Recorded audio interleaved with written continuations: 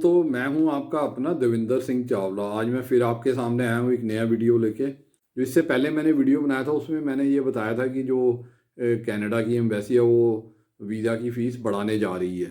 तो उसके ऊपर आप लोगों का काफ़ी अच्छे व्यूज़ आए, आपका बहुत प्यार मिला, आपका बहुत बहुत धन्यवाद। तो अब आज हम नई वीडियो स्टार्ट करते हैं। तो इसमें मैं जो आपको बताना चाह रहा हूँ कि अगर आप कनाडा का वर्क परमिट अप्लाई करते हैं तो सपोज़ करिए अगर वो रिफ्यूज़ हो जाता तो उसके बाद क्या आपको टूरिस्ट वीज़ा मिलेगा या नहीं मिलेगा। तो इसके बारे में आज इस वीडियो में बात करते हैं। तो इसके मैं आपको 5 पॉइंट बताऊंगा, तो उन चीज़ों का आप ध्यान रखिए जब भी आप कनाडा का वर्क परमिट अप्लाई करते हैं। तो उसके बाद क्या होता है कि अगर आपको तो वर्क परमिट अगर मिल जाता है तो बहुत अच्छी बात है, तब तो कोई प्रॉब्लम नहीं है। सपोज़ अगर आपका वर्क परमिट रिफ्यूज़ हो जाता है तो उसके बाद क्या होता है कि आपको जो कनाडा का टूरिस्ट वीज़ा है उसमें लेने में काफ़ी दिक्कत आती है। तो इसमें हम पहला पॉइंट जो डिस्कस करते हैं उसमें मैं आपको बताता हूँ कि क्या होता है। देखिए, जब भी आप मतलब कई वीडियो देखते होंगे, कहीं पे ऐड पढ़ते हैं कि आप कनाडा का वर्क परमिट अप्लाई कर लीजिए। आप ये थोड़े से वो डॉक्यूमेंट मांगते हैं एजेंट और उसके बाद आपका कनाडा का वर्क परमिट के लिए अप्लाई कर देते हैं। तो उसमें क्या होता है कि वो खुद प्रोफाइल क्रिएट कर देते हैं। कभी या तो आपके डॉक्यूमेंट्स ले लेंगे, उसके बेस पे भी अप्लाई कर देंगे, या आपके एक फ़ेक प्रोफाइल क्रिएट करके उस पे आपका जो वर्क परमिट का जो एप्लीकेशन है अप्लाई कर देंगे। तो क्या होता है कि रिफ्यूज़ल भी आती है, क्योंकि वर्क परमिट पे भी रिफ्यूज़ल आती है।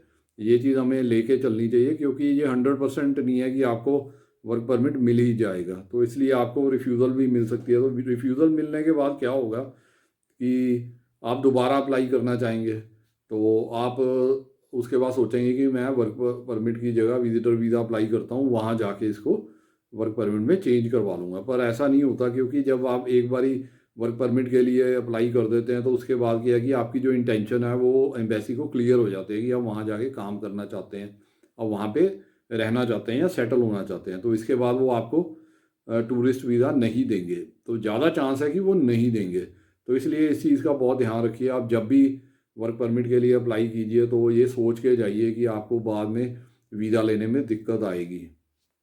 तो इसके बाद हम चलते हैं दूसरे पॉइंट पे। तो दूसरे पॉइंट में मैं आपको ये बताना चाहता हूँ कि जब आप वर्क परमिट के लिए अप्लाई करते हैं तो आप एक अपनी प्रोफाइल एक अपलोड कर हो जाती है आपकी जो एम्बेसी के सिस्टम में, या कंप्यूटर सिस्टम जिसको हम कहते हैं, उसमें वो अपलोड हो जाती है जो भी आप प्रोफाइल दिखाएंगे। सपोज़ करो आप एक कंप्यूटर ऑपरेटर का काम करते हैं या आप एक अकाउंटेंट हैं, तो आप अपनी प्रोफाइल एक अकाउंटेंट की बनाएंगे और उसको अपने जो वर्क परमिट के फॉर्म में आप वो फिलअप कर देंगे, तो उसके हिसाब से आपकी जो प्रोफाइल है वो अपडेट हो जाएगी एम्बेसी के कंप्यूटर में, उनके सिस्टम में। तो अगर आपका सपोज करो वीज़ा रिजेक्ट हो जाता है वर्क परमिट का, उसके बाद क्या होगा कि आप दोबारा ट्राई करेंगे। दोबारा ट्राई करने के बाद जैसे आप पहले तो इस चीज़ को या तो आप देखेंगे नहीं कि मैं आपका सिर्फ फोकस होता है कि मैंने अब वर्क परमिट लेना है। पर जब वर्क परमिट की जगह आप टूरिस्ट वीज़ा लेने जाएंगे तो उसके बाद आपको अपनी प्रोफाइल चेंज करने में बड़ी दिक्कत आएगी। आप प्रोफाइल को चेंज करेंगे तो वो मैच नहीं होगी आपकी पिछली प्रोफाइल जो अपडेट हुई है वर्क परमिट के लिए, क्योंकि जो आपका एक बार यूसीआई जो नंबर जनरेट हो जाता है वो वही रहता है, और आपके बायोमेट्रिक्स भी अपडेट हो जाते हैं। तो बायोमेट्रिक्स अपडेट होने की वजह से क्या है कि आप जब भी जाओगे तो अगर आप दोबारा भी बायोमेट्रिक्स देंगे तो वो आपके अपडेट उसके साथ मैच हो जाएंगे, तो आप अपनी प्रोफाइल को चेंज नहीं कर पाएंगे। तो इसके कारण भी आपका जो टूरिस्ट वीज़ा मिलने में बहुत दिक्कत होगी।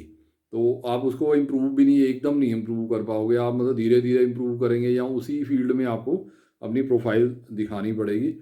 और तो इसके लिए आपको बहुत दिक्कत आएगी। और क्या होता है कि कई बार वर्क परमिट के लिए आप मेडिकल भी करवा लेते हैं, तो वो मेडिकल करवाएंगे वो भी अपडेट हो जाएगा। और उसके बाद क्या, आईलेट्स स्कोर भी आप अपडेट कर देंगे, उसमें आईलेट जनरल दे देंगे, तो उसके उससे क्या होगा कि आपका आईलेट स्कोर भी उसमें आ जाएगा। आप उसमें मेंशन कर देंगे वर्क परमिट के फॉर्म में कि आपने आईलेट्स भी क्लियर किया हुआ। तो उससे क्या होगा कि जो आपकी प्रोफाइल है वो बिल्कुल चेंज हो जाएगी, आपकी प्रोफाइल टूरिस्ट वीज़ा वाली नहीं रहेगी। तो आपको उसके बाद टूरिस्ट वीज़ा मिलने में दिक्कत आएगी, आपको रिफ्यूज़ल ही फेस करनी पड़ेगी टूरिस्ट वीज़ा में। और इसके बाद आते हैं हम थर्ड पॉइंट पे। थर्ड पॉइंट में होता है कि जब आप वर्क परमिट के लिए अप्लाई करते हैं तो उसमें आप अपनी आईटीआर भी सबमिट करते हैं। आईटीआर इसलिए सबमिट करनी पड़ती है क्योंकि जो आप काम कर रहे हैं उसी के बेस पे आप आगे वर्क परमिट अप्लाई करते हैं। तो आईटीआर से ये पता लगता है कि आपकी इनकम है, आप एक काम कर रहे हैं उससे आपको इनकम आ रही है, तो उससे ये एम्बेसी को पता लगता है कि आप सचमुच में एक काम करते हैं, कुछ काम करते हैं, उससे आपको इनकम मिलती है, उसके कारण आप ITR सबमिट कर रहे हैं। तो वो जो ITR है वो आपकी सैलरी के अकॉर्डिंग होगी। उसमें आप ये चीज़ नहीं देखेंगे कि मैंने अपनी ITR को ज़्यादा दिखाना है, क्योंकि आप उस वक्त तो आप सोच नहीं रहे कि आप टूरिस्ट वीज़ा के लिए जाना चाह रहे हैं। आप सिर्फ वर्क परमिट के बारे में सोच रहे हैं, आप ये सोच रहे हैं कि मुझे जॉब मिल जाए, तो आप उस हिसाब से अपनी ITR को सबमिट कर देंगे। तो उसके बाद क्या होगा कि जब आप वर्क परमिट के बाद अगर आपका वीज़ा रिजेक्ट हो जाता है, तो क्या करोगे, आप टूरिस्ट वीज़ा के लिए अपनी ITR को सबमिट करेंगे, तो उसको आप बढ़ा के दिखाएंगे या उसको आप इम्प्रूव करके दिखाएंगे, तो उससे भी आपको जो मिसमैच हो जाएगा, तो उसके कारण भी आपको जो वीज़ा का रिफ्यूज़ल ही मिलेगा। तो अब हम चलते हैं चौथे पॉइंट पे, फोर्थ पॉइंट पे। तो उसमें क्या होता है कि फोर्थ पॉइंट में मैं ये बताना चाहता हूँ कि आप बहुत केयरफुली इस चीज़ को देखिए। अगर तो आपकी प्रोफाइल बहुत अच्छी है, आपकी जॉब बहुत अच्छी है और आपकी हर डॉक्यूमेंट बहुत अच्छा है, तब तो कोई प्रॉब्लम नहीं आने वाली। तब तो अगर आपका वर्क परमिट रिजेक्ट भी हो जाता है, आप दोबारा टूरिस्ट वीज़ा के लिए अप्लाई करेंगे, तो उसमें भी वही प्रोफाइल आपकी अगर आप लगाएंगे, तो फिर भी आपको टूरिस्ट वीज़ा मिलने के चांसेस हैं। पर उसमें डिफ़िकल्टी ये आएगी कि आपको चांसेस कम इसलिए होंगे क्योंकि आप पहले ही अपनी इंटेंशन है जो शो कर चुके हैं कि मैं वहाँ जाके काम करना चाहता हूँ और वहाँ सेटल होना चाहता हूँ। तो इसलिए ये दोनों चीज़ें अलग अलग हैं। तो वर्क परमिट और टूरिस्ट वीज़ा बिल्कुल अलग अलग तरह के वीज़ा हैं। ये जो टूरिस्ट वीज़ा उनको मिलता है जो वहाँ रहना नहीं चाहते, और वर्क परमिट वो अप्लाई करते हैं जो वहाँ रहना चाहते हैं, वहाँ पे काम करना चाहते हैं।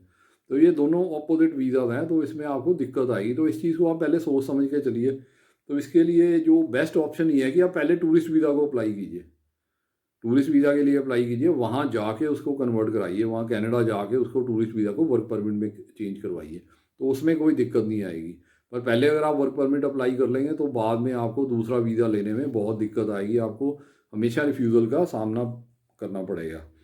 तो अब फिफ्थ पॉइंट मैं बताता हूँ कि अगर आपने वर्क परमिट के लिए अप्लाई कर भी लिया, चलो आपने कर दिया, आपने ये चीज़ें नहीं सोची थी, तो उसके बाद क्या होगा कि आपको दिक्कत आएगी। आपको जो टूरिस्ट वीज़ा तो मीन्स नहीं मिलने वाला, मतलब बहुत कम चांसेस है, मतलब 1 या 2% चांसेस ही है आपको टूरिस्ट वीज़ा मिलेगा उसके बाद।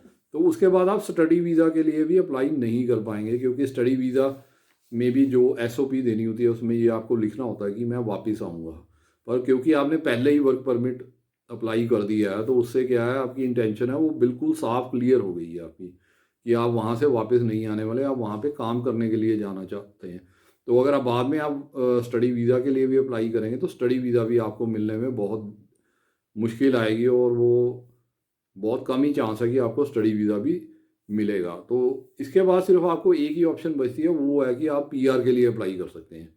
तो PR के लिए अप्लाई करने के लिए आपको पता है कि कितनी डिफ़िकल्टी आती है, क्या क्या प्रॉब्लम्स हैं उसमें। उसका एक अलग तरीका है अप्लाई करने का। उसके लिए हम अलग से एक वीडियो बनाएंगे कि PR कैसे अप्लाई करते हैं। तो उसमें आपको IELTS में स्कोर चाहिए, 8,777 स्कोर चाहिए। तो वो सारा उसमें आपकी क्वालिफिकेशन, जैसे अगर आप वर्क परमिट के लिए अप्लाई करते हैं तो उसमें अगर कम क्वालिफिकेशन भी है तब भी आपको मिल सकता है वर्क परमिट। पर जो PR है वो उसमें क्वालिफिकेशन आपको मास्टर्स चाहिए, फिर उसमें एज लिमिट का भी चक्कर होता है और एक्सपीरियंस का भी चक्कर होता है। तो इसलिए इन चीज़ों को ध्यान रखते हुए आप पहले से ही बड़ा सावधानी से ये काम करिए कि आप किसी एजेंट के कहने पे या किसी के कहने पे आप वर्क परमिट के लिए अप्लाई कर देंगे तो बाद में आप फंस जाएंगे, आपको फिर टूरिस्ट वीज़ा भी नहीं मिलेगा। अगर मिल गया वर्क परमिट तो बहुत अच्छी बात है, अगर रिजेक्ट हो गया तो आपको दोबारा दूसरा वीज़ा मिलने में बहुत दिक्कत आएगी और बहुत परेशानी आएगी। तो ये था मेरा आज का वीडियो। इसमें मैं आपको हर चीज़ क्लियर करने की कोशिश की है। मैंने आपको ये बताने की कोशिश की है कि अगर आपका इरादा है टूरिस्ट वीज़ा लेने का तो आप पहले टूरिस्ट वीज़ा लीजिए। अगर आपका इरादा वर्क परमिट लेने का भी है तो आप पहले वर्क परमिट की जगह आप टूरिस्ट वीज़ा के लिए अप्लाई करिए, और टूरिस्ट वीज़ा लेके आप वहाँ पे जाइए कनाडा में, वहाँ पे जाके टूरिस्ट वीज़ा को वर्क परमिट में चेंज करवा लीजिए। वो सबसे अच्छा ऑप्शन है और सबसे इजी ऑप्शन भी है, और उसमें पैसे भी आपके कम लगते हैं। आप सीधा वर्क परमिट अप्लाई करते हैं तो एजेंट्स बहुत पैसे मांगते हैं, उसमें कईयों से 20-20, 30-30 लाख रुपए भी ले लेते हैं। तो वो आपकी इच्छा है। देखिए, मेरा काम है आपको बताना, बाकी आपकी इच्छा है। आपने आपको अगर मेरी बात समझ आ गई है तो आप उस हिसाब से अपने आप को ट्राई कीजिए, अपने अपने जो अपना मकसद है उसको उस हिसाब से पूरा करने की कोशिश कीजिए। बाकी आपकी इच्छा है, आप खुद समझदार हैं। और मेरा जो वीडियो बनाने का जो मेन मकसद है वो आपको जो खतरा है कि आपका अगर वर्क परमिट एक बार ही रिजेक्ट हो जाएगा तो बाद में विजिटर वीज़ा या जो इसको हम टूरिस्ट वीज़ा भी कहते हैं और 10 ईयर मल्टीपल एंट्री वीज़ा या TR भी कहते हैं, वो मिलने में आपको बहुत परेशानी आएगी, आपको रिजेक्शन का उसमें सामना करना पड़ेगा। तो उम्मीद करता हूँ कि आपको मेरा वीडियो पसंद आया होगा और आपके मन में जो भी क्वेश्चंस हैं, जो भी आपके डाउट थे वो क्लियर हो गए होंगे और आपको कुछ नई बातों का पता लगा होगा। तो अगर आपको मेरा वीडियो सच में पसंद आया तो आप इसको अपने फ्रेंड्स, फैमिली मेम्बर और रिलेटिव्स के साथ शेयर कीजिए। और उसके बाद अगर आप इस वीडियो पे आज पहली बार ही आए हैं, मेरा वीडियो पहली बार ही देख रहे हैं, तो आप इस मेरे चैनल को सब्सक्राइब कर लीजिए और इसके बाद अपना जो उसमें बेल आइकॉन आता है वो दबा दीजिए, ताकि मेरी वीडियो का इन्फॉर्मेशन और नोटिफिकेशन आपको टाइम टू टाइम मिलती रहे। और अगर फिर भी आपके मन में कोई डाउट है, कोई क्वेश्चन है, तो आप जो मेरे वीडियो में मोबाइल नंबर आ रहा है उस पर आप फ़ोन करके मेरे से पूछ सकते हैं, अपने डाउट्स क्लियर कर सकते हैं। और अगर आप कोई अपना क्वेश्चन पूछना चाहते हैं, कुछ नई वीडियो के बारे में जानना चाहते हैं, कोई या आपको कोई नई इन्फॉर्मेशन चाहते हैं, तो आप उसके बारे में क्वेश्चन कमेंट सेक्शन में भी डाल सकते हैं, मैं उसका आपको आंसर ज़रूर दूंगा। इसके बाद मैं आपको बताना चाहता हूँ, जैसे मैं हर अपने वीडियो पे बताता हूँ कि मैंने आपके लिए ये बुक लिखी है, जिसमें मैंने सारे आपको डॉक्यूमेंट्स बताए हुए हैं कि कौन कौन से डॉक्यूमेंट लगाने हैं, और उनका स्पेसिमन भी दिया हुआ है, सैंपल सारा कुछ दिया हुआ है, जिसको आप देख के अपने आप अपनी फाइल बना सकते हैं। किसी एजेंट या कंसल्टेंट के पास जाने की ज़रूरत नहीं है। इस बुक की कीमत है सिर्फ 450 रुपये, 450 रुपीज़ ओनली, जो आप मुझे पेटीएम या बैंक ट्रांसफ़र से या गूगल पे से भी भेज सकते हैं। और जैसे ही आपकी पेमेंट मुझे मिलेगी तो मैं आपको ये जो बुक है आपको आपके एड्रेस पे कोरियर या रजिस्टर्ड पार्सल के थ्रू भेज दूंगा। इसी तरह एक बुक मैंने ये भी लिखी है, जिसमें मैंने वर्क परमिट के बारे में बताया कि आप कनाडा का वर्क परमिट कैसे ले सकते हैं, कहाँ से जॉब अपनी ढूंढ सकते हैं, कैसे आप जॉब के लिए अप्लाई कर सकते हैं और LMIA के लिए अप्लाई कर सकते हैं। उसके बाद आपने अपना जो फाइल है कैसे बनानी है वर्क परमिट के लिए, कौन कौन से फॉर्म भरने हैं, कौन कौन से डॉक्यूमेंट लगाने हैं और क्या क्या डिटेल्स जो आपको चाहिए पता होना चाहिए, वो इस बुक में सारी दी हुई है। इसकी कीमत भी सिर्फ 450 रुपये है, 450 रुपीज़ ओनली। ये भी आप मुझे गूगल पे या पेटीएम या बैंक ट्रांसफ़र के द्वारा भेज सकते हैं। और मैंने जो पेटीएम और गूगल पे नंबर है नीचे डिस्क्रिप्शन में दिया हुआ, आप वहाँ पे पेमेंट करके मुझे जैसे ही इन्फॉर्म करेंगे, मैं आपको आपके एड्रेस पे ये बुक कोरियर या रजिस्टर्ड पार्सल के द्वारा भेज दूँगा। इसके अलावा जो मैं हर वीडियो में ऑफ़र देता हूँ आप लोगों के लिए, आपके बेनिफिट के लिए, कि अगर आप कनाडा की टूरिस्ट वीज़ा की फ़ाइल फ्री ऑफ कॉस्ट बनवाना चाहते हैं तो आप मेरे को कॉन्टैक्ट कर सकते हैं मेरे मोबाइल नंबर पे जो नीचे डिस्क्रिप्शन में दिया हुआ है। तो उसके ऊपर आप मेरे से कॉन्टैक्ट करके अपॉइंटमेंट फिक्स करके मेरे ऑफिस आ सकते हैं और अपनी फ़ाइल जो कनाडा टूरिस्ट वीज़ा के लिए बिल्कुल फ्री ऑफ कॉस्ट बनवा सकते हैं। तो ये था मेरा आज का वीडियो। Okay, bye.